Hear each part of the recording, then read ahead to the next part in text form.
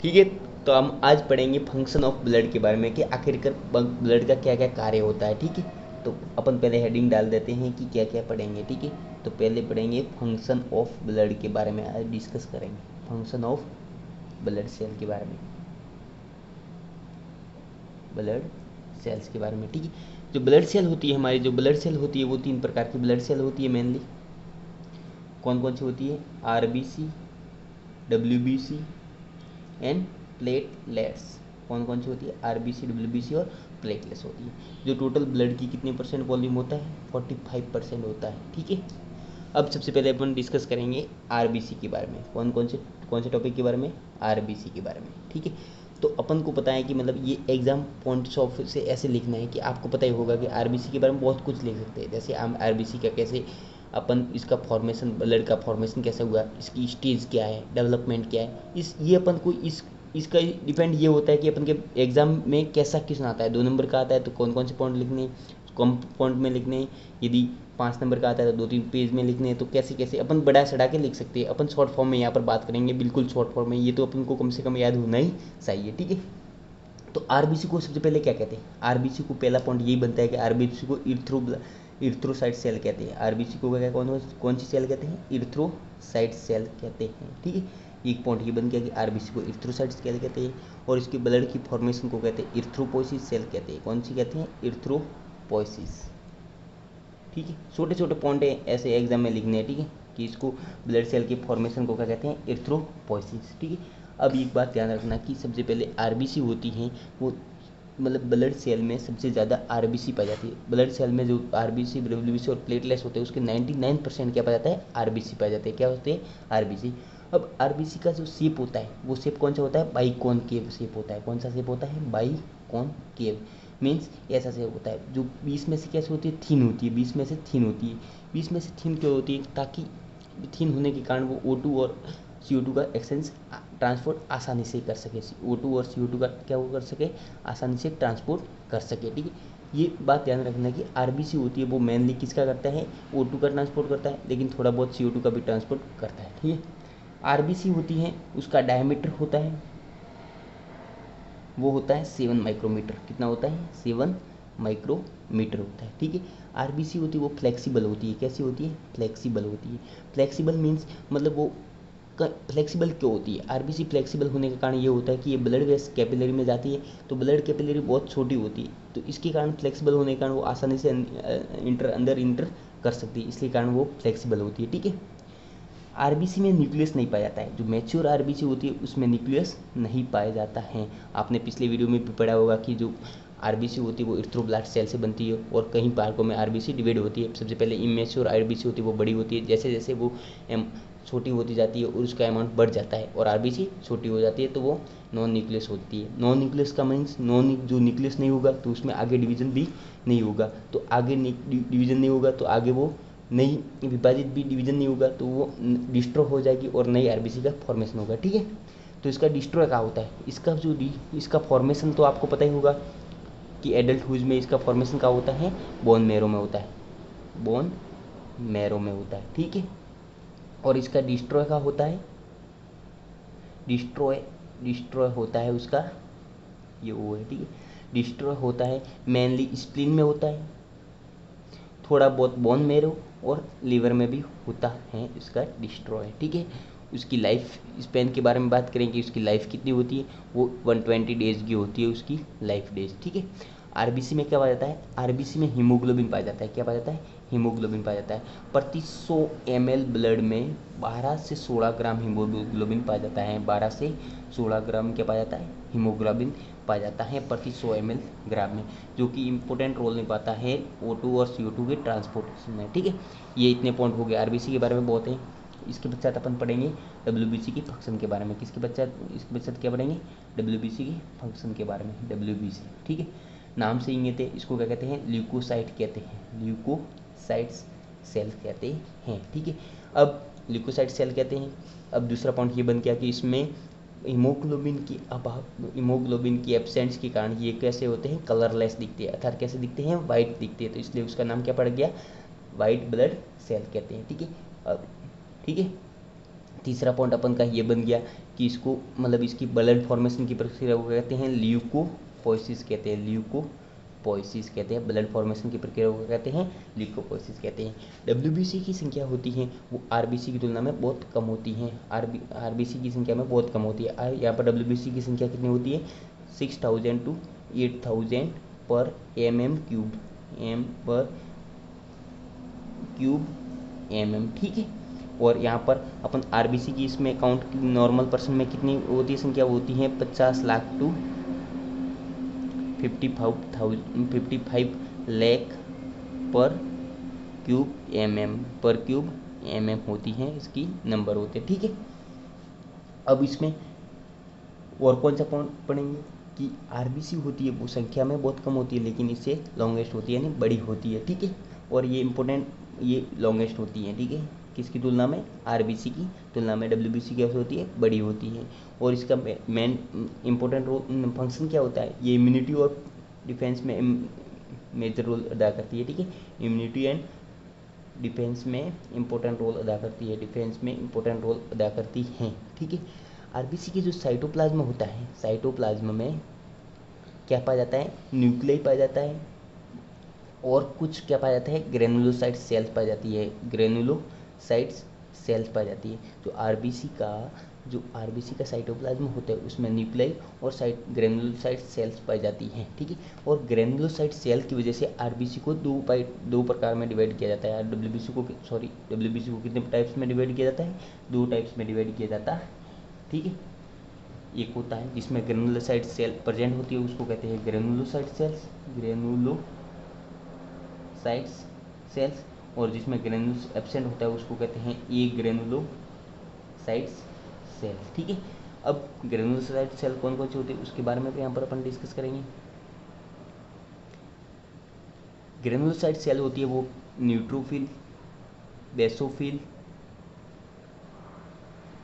यूसोनोफिल्स और न्यूट्रोफिल्स, ये 3 होती हैं। वो कैसी होती है, ग्रेनुलोसाइट सेल्स होती है, ठीक है। मतलब ये ग्रेनुलोसाइट सेल होती है, ठीक है, ग्रेनुलोसाइट सेल होती है, सॉरी।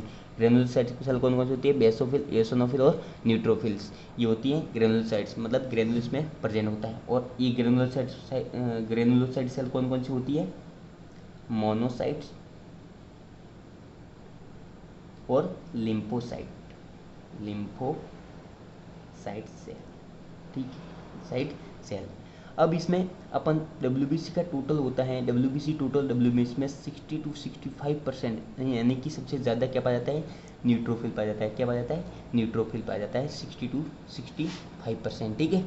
और इसके पश्चात लिम्फोसाइट पाया जाता है, वो पाया जाता है 20 to 25% पाया जाता है, वो पाया जाता है लिम्फोसाइट पाया जाता है। जो मोनोसाइट होता है वो 6 to 8% पाया जाता है, और जो एसिनोफिल पाया जाता है वो 2 to 3% पाया जाता है, और सबसे कम पाया जाता है वो पाया जाता है बेसोफिल। क्या पाया जाता है, बेसोफिल 0.5 to 1% पाया जाता है बेसोफिल, ठीक है। जो न्यूट्रोफिल और मोनोसाइट सेल होती हैं, जो न्यूट्रोफिल और मोनोसाइट सेल होती है वो फैगोसाइटिक सेल होती है। कौन सी सेल होती है, फैगोसाइट्स सेल होती है, ठीक है। फैगोसाइट सेल मतलब पैथोजन जो अपने बॉडी में इंटर करेगा उसको डायरेक्ट किल करने का काम करती है, ठीक है। जो एसिनोफिल होती है वो एलर्जी में इंपॉर्टेंट रोल निभाती है। क्या निभाती है, एलर्जी में इंपॉर्टेंट रोल अदा करती है। और बेसोफिल होती है वो हिस्टामिन और हिपेरिन का सिक्रेशन करता है।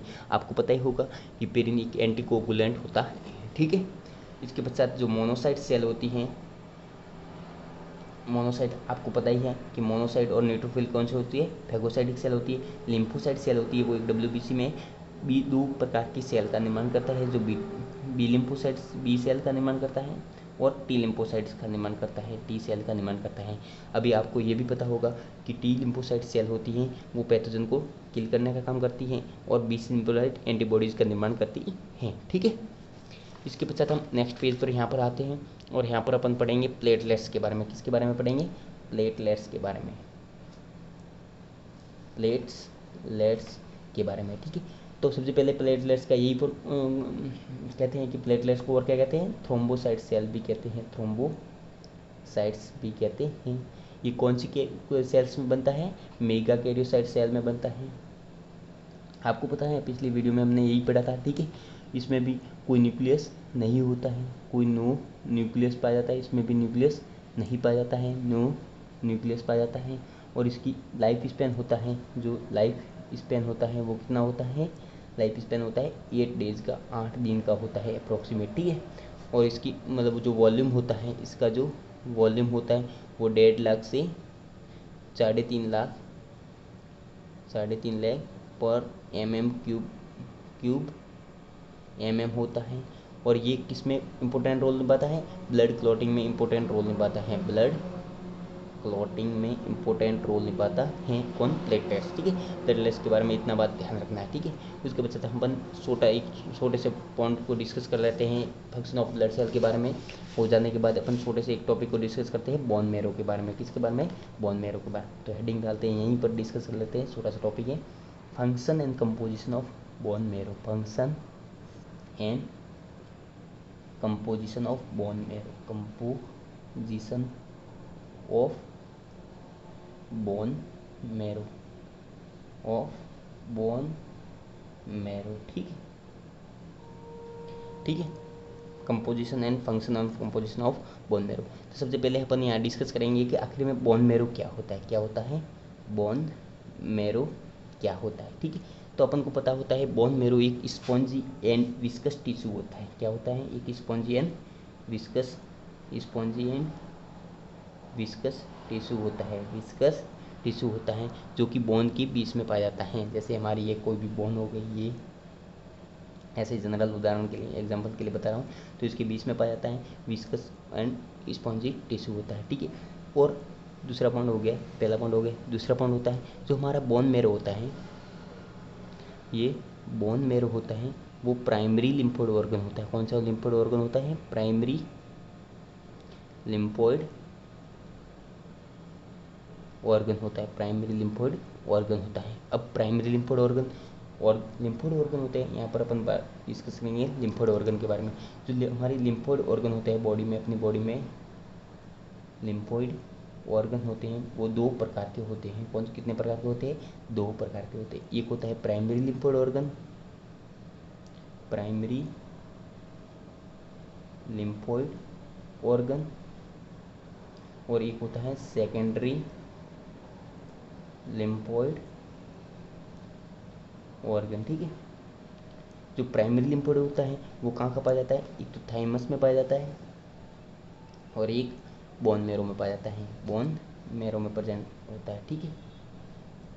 और जो सेकेंडरी लिम्फोइड ऑर्गन होता है वो कहाँ पाया जाता है, एक तो स्प्लीन में पाया जाता है हमारे शरीर में, और एक पियर पैसेज में पाया जाता है, ठीक है, पियर पैसेज में पाया जाता है, ठीक है। इतना ध्यान रखना है लिम्फोइड ऑर्गन के बारे में कोई पूछे तो, ठीक है। तो ये प्राइमरी लिम्फोइड ऑर्गन होता है, स्पॉन्ज एंड विस्कस टिश्यू होता है और बोन के बीच में पाया जाता है। अब टाइप्स, ये बोन मैरो के बारे में इतना हो गया। अब अपन पढ़ेंगे टाइप्स ऑफ बोन मैरो के बारे में। क्या पढ़ेंगे, टाइप्स ऑफ बोन मैरो के बारे में, ठीक है। देखिए पहले भी हम इस बात को डिस्कस कर चुके हैं पिछले वीडियो में भी कि बोन मैरो होता है वो 2 टाइप्स का होता है। बोन मैरो कितने प्रकार का होता है, 2 प्रकार का होता है। बोन मैरो होता है वो 2 प्रकार का होता है। कितने प्रकार का होता है, 2 प्रकार का। एक होता है red bone marrow, red bone marrow, और एक होता है yellow bone marrow, yellow bone marrow, ठीक है।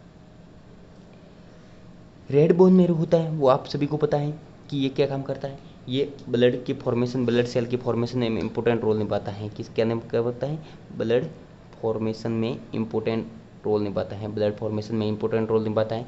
कौन कौन सी ब्लड सेल होती है, आरबीसी, डब्ल्यूबीसी और प्लेटलेट्स का निर्माण, प्लेटलेट्स के फॉर्मेशन में इम्पोर्टेंट निभाता है, ठीक है।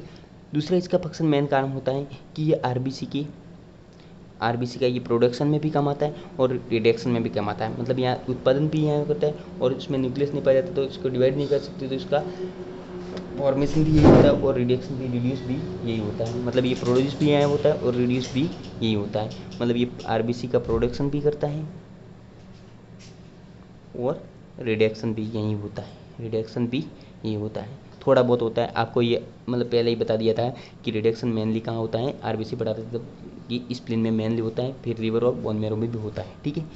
और ये डब्ल्यूबीसी में टी लिम्फोसाइट्स, टी सेल्स और बीटा टी लिम्फोसाइट और बी सेल के लिम्फोसाइट्स के निर्माण के लिए भी उत्तरदायी होती हैं, जो कि इम्यून के लिए रिस्पॉन्सिबल होती हैं। ये सब का फॉर्मेशन होता है रेड बोन मैरो में, ठीक है। उसके पश्चात अपन पढ़ेंगे येलो बोन मैरो के बारे में।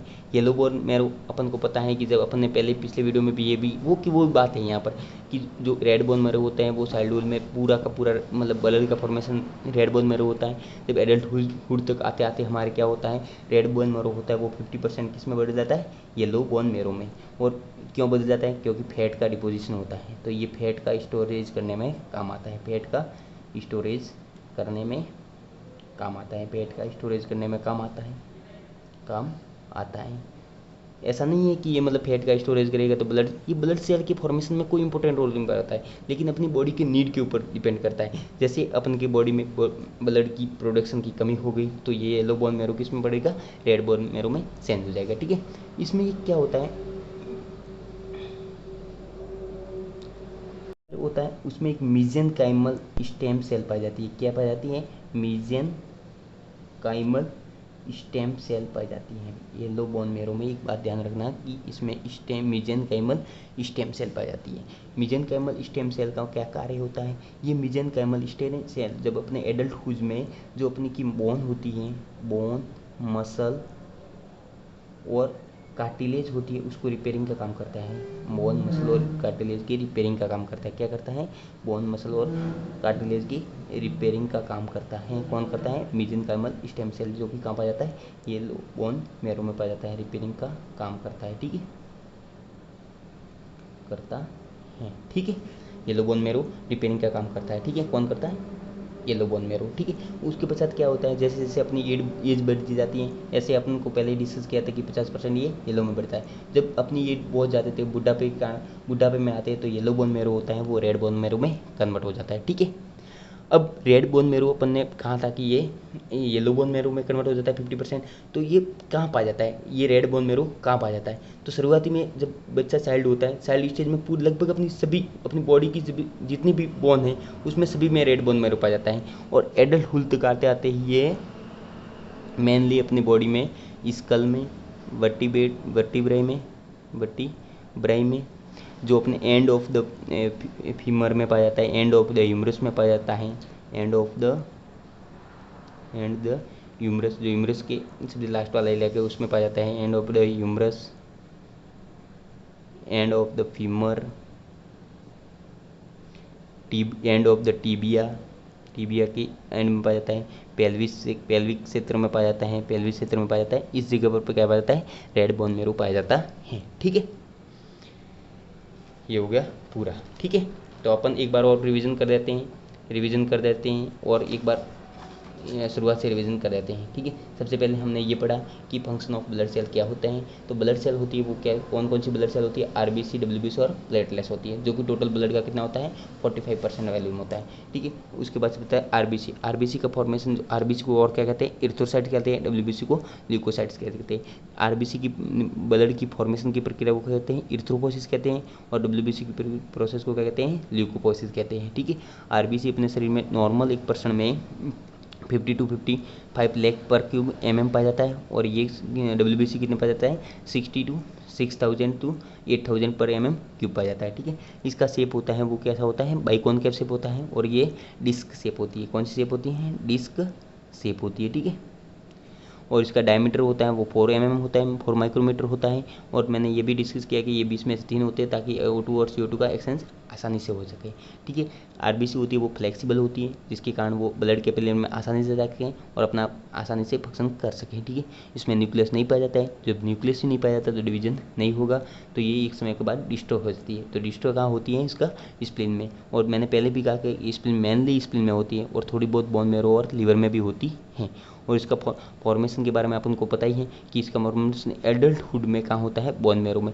जब बेबी 3rd वीक का होता है एग यॉर्क में होता है, 3rd मंथ से 4th मंथ तक कहाँ होता है, लिवर और स्प्लीन में होता है, फिर यहाँ भी बनता है और बोन मैरो में भी बनना स्टार्ट हो जाता है स्टेम सेल माइग्रेट होने के कारण, ठीक है। इसका लाइफ स्पैन होता है वो 120 डेज होती है, ठीक है। इसमें हीमोग्लोबिन पाया जाता है जो कि 100 ml में 12 से 16 ग्राम हीमोग्लोबिन पाया जाता है, ठीक है। इसके पश्चात डब्ल्यूबीसी के बारे में अपन पढ़ेंगे। ये बड़ी होती है, आरबीसी की तुलना में बड़ी होती है, लेकिन काउंट ऑफ उसकी नंबर कम होते हैं, ठीक है। और ये इम्यूनिटी और डिफेंस के लिए रेस्पॉन्सिबल होती है, ठीक है। इसके साइटोप्लाज्म में न्यूक्लियाई और कुछ ग्रेनुलोसाइट पाया जाता है। ग्रेनुलोसाइट की वजह से डब्ल्यूबीसी को 2 प्रकारों में बांटा गया है। ग्रेनुलोसाइट्स जिसमें ग्रेनुल्स प्रेजेंट होते हैं उसको ग्रेनुलोसाइट कहते हैं, और जिसमें ग्रेनुल्स नहीं प्रेजेंट होते उसको क्या कहते हैं, ये ग्रेनुलोसाइट्स कहते हैं, ठीक है। ग्रेनुलोसाइट्स होते हैं वो 3 प्रकार में डिवाइड होता है, बेसोफिल, इओसिनोफिल और न्यूट्रोफिल। ये ग्रेनुलोसाइट को 2 प्रकार में डिवाइड किया जाता है, मोनोसाइट और लिम्फोसाइट। अब ग्रेनुलोसाइट में बेसोफिल होता है वो सबसे ज़्यादा होता है, वो न्यूट्रोफिल होता है जो 60 to 65% होता है, लिम्फोसाइट होता है वो 20 to 25% होता है, मोनोसाइट होता है वो 6 to 8%, 6 से 8% होता है, और इओसिनोफिल होता है 2 से 3% होता है। बेसोफिल सबसे कम पाया जाता है, 0.5 से 1% पाया जाता है, ठीक है। इसके पश्चात अपने पढ़ा कि बेसोफिल होता है वो हिस्टामिन और हिपेरिन का सीक्रेशन करता है, आपको पता ही है हिपेरिन होता है वो एंटीकोगुलेंट होता है। जो इओसिनोफिल होता है वो एलर्जी में रेस्पॉन्सिबल होता है, ठीक है।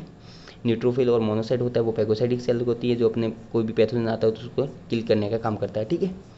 इसके पश्चात ग्रेनुलोसाइट में मोनोसाइट सेल होती है और लिम्फोसाइट सेल होती है। जो लिम्फोसाइट सेल होती है वो 2 प्रकार की सेल का निर्माण करता है, बी सेल और टी सेल। जो टी सेल होती है वो कोई भी पैथोजन को आकर उसको डायरेक्ट किल करने का काम करती है, और बी सेल होती है वो एंटीबॉडी का निर्माण करता है, ठीक है। उसके पश्चात हमने पढ़ा प्लेटलेट्स के बारे में। प्लेटलेट्स को कहते हैं थ्रोम्बोसाइट सेल कहते हैं, जो कि मेगाकैरियोसाइट से बनाती है। इसमें न्यूक्लियस नहीं पाया जाता है, और लाइफ स्पैन होती है वो 8 डेज होती है, 8 डेज होती है। उसका वॉल्यूम होता है वो 1.5 से 3.5 लाख पर क्यूब mm होता है, और ये मेनली ब्लड क्लॉटिंग में इंपॉर्टेंट रोल निभाता है, ठीक है। इसके पश्चात आपने कहा कि छोटा सा टॉपिक एक बोन मैरो के बारे में बताएंगे। जो बोन मैरो एक स्पॉन्जी और विस्कस टिश्यू होता है जो बोन के बीच में पाया जाता है, और बोन मैरो होता है वो प्राइमरी लिम्फोइड ऑर्गन होता है, ठीक है। बोन मैरो 2 प्रकार का होता है, रेड बोन मैरो और येलो बोन मैरो होता है। रेड बोन मैरो होता है मेनली ब्लड का फॉर्मेशन करता है, आरबीसी, डब्ल्यूबीसी और प्लेटलेट्स का। दूसरा हमने पढ़ा कि ये आरबीसी का भी प्रोडक्शन भी करता है और रिडक्शन भी थोड़ा होता है, ठीक है। इसके पश्चात ये इसमें इम्यूनिटी के लिए जो रेस्पॉन्सिबल सेल होती है बी सेल और बी सेल, बी लिम्फोसाइट और टी लिम्फोसाइट, उसके लिए इसका निर्माण फॉर्मेशन करता है, कौन करता है, रेड बोन मैरो। इसके पश्चात अपन ने येलो बोन मैरो में बताया कि जैसे जैसे अपना एज बढ़ती है उसको रेड बोन मैरो में फैट का डिपोजिशन हो जाता है, फैट का डिपोजिशन होने के कारण ये येलो बोन मैरो में कन्वर्ट हो जाती है। एडल्टहुड तक आते आते ये 50% रेड बोन मैरो में होती है और 50% येलो बोन मैरो में होता है। और ये मेनली क्या करता है, फैट का स्टोरेज करता है। फैट का स्टोरेज कौन सी सेल के रूप में करता है, एडिपोसाइट सेल के रूप में करता है, जो अपने शरीर में कभी एनर्जी जरूरत पड़ने पर एडिपोसाइट सेल का ब्रेकडाउन होता है, ठीक है। अब अपने आगे ये भी पढ़ा कि येलो बोन मैरो होती है उसमें मेसेंकाइमल स्टेम सेल होती है जो कि बोन, मसल और कार्टिलेज की रिपेयरिंग का काम करती है, ठीक है। ठीक है, तो अपन नेक्स्ट वीडियो में और पढ़ेंगे हीमोग्लोबिन के बारे में, ठीक है। तब तक अपन यही मिलेंगे, ठीक है, ओके।